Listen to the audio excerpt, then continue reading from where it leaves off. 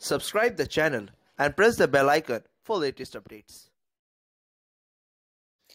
ক্যালকাটা ইউনিভার্সিটিতে philosophy honours নিয়ে যারা পড়ছো এবং যাদের সেক পেপার রয়েছে ম্যান অ্যান্ড এনভায়রনমেন্ট, সো এই বিষয়ে আমি তোমাদের আজকে কিছু কোশ্চেন নিয়ে আলোচনা করব।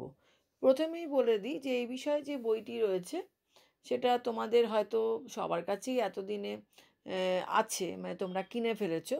সেটা হচ্ছে নির্মলোদার যে একটা বই রয়েছে, নির্মলেন্দু নারায়ণ চক্রবর্তী, সেই বইটা নিশ্চয়ই পরিবেশ ও নীতিবিদ্যা, সেই বইটা নিশ্চয়ই তোমাদের কাছে আছে। কারণ এই বইটা ভীষণ ভালো এবং এই বইটা তোমরা মোটামুটি আশা করা যায় সব অ্যান্সারগুলোই তোমরা হয়তো পেয়ে যেতে পারো। তো এছাড়াও তোমরা কিছু কিছু কোশ্চেন, যেমন ধরো গভীর বাস্তুতন্ত্র বা এরকম কয়েকটা কোশ্চেন হয়তো তোমরা এথিক্স বই থেকেও পেয়ে যাবে, সেখান থেকেও তোমরা পড়তে পারো। তা প্রথমেই দেখো যে কোশ্চেনগুলো ইম্পর্টেন্ট যেগুলো রয়েছে, যে শতমূল্য সম্পর্কে মুরের বক্তব্য আলোচনা ও সমালোচনা করো। গভীর ও অগভীর বাস্তুতন্ত্র কাকে বলে, উভয়ের মধ্যে পার্থক্য কি আলোচনা করো। মার্কসের চিন্তা সম্পর্কে নারীবাদী পরিবেশবিদদের বক্তব্য ব্যাখ্যা করো। জীবকেন্দ্রিক দৃষ্টিভঙ্গি থেকে প্রকৃতিকে যেভাবে ব্যাখ্যা করা হয়েছে তা আলোচনা করো। দ্বৈত ভাবনাগুলি মানুষ ও পরিবেশের সম্পর্ককে কিভাবে প্রভাবিত করেছে, প্লামুডকে অনুসরণ করে তা আলোচনা করো। সাধনা গ্রন্থ অনুসরণে রবীন্দ্রনাথ ঠাকুরের পরিবেশ ভাবনা সবিস্তারে আলোচনা করো। পরিবেশনিষ্ঠ নারীবাদ সম্পর্কে পাশ্চাত্য সংস্কৃতিতে যে নানা ধরনের দ্বৈত ভাবনা লক্ষ্য করা যায় সেগুলি ব্যাখ্যা করো।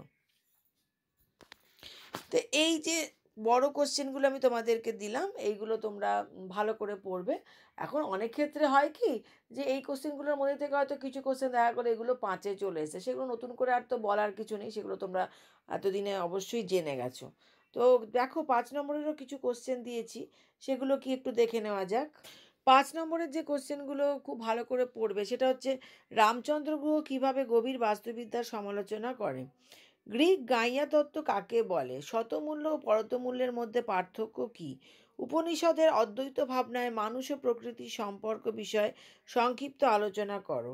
প্রকৃতি শতমূল্য সম্পর্কে রলস্টনের বক্তব্য আলোচনা করো। প্রকৃতির মূল্য সম্পর্কে আর্চফিল্ডের মতটি আলোচনা করো।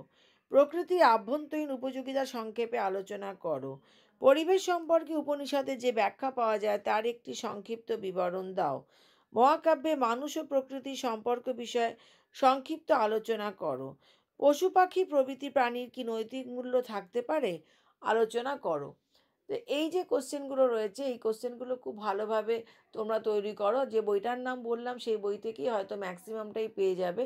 কারণ ফিলসফি অনার্সে সেক পেপার এবং যদি ম্যান অ্যান্ড এনভায়রনমেন্ট থাকে তাহলে অনেক ক্ষেত্রে এগুলো উপকৃত হবে। যেমন ধরো তোমাদের যাদের সেমিস্টার 3-তে রয়েছে তাদেরও যেমন এখান থেকে আসবে, আবার নতুন যারা আছো বিএ ফার্স্ট ইয়ারে পড়ছো সেক পেপার, তাদেরও একটা দুটো পেপার হয়তো মিসিং হবে, কিন্তু ম্যাক্সিমামটাই তোমাদের এই ধরনেরই কোশ্চেন আসবে। তো এইগুলো তোমরা পড়ো এবং তৈরি হও, আশা করি তোমরা উপকৃত হবে।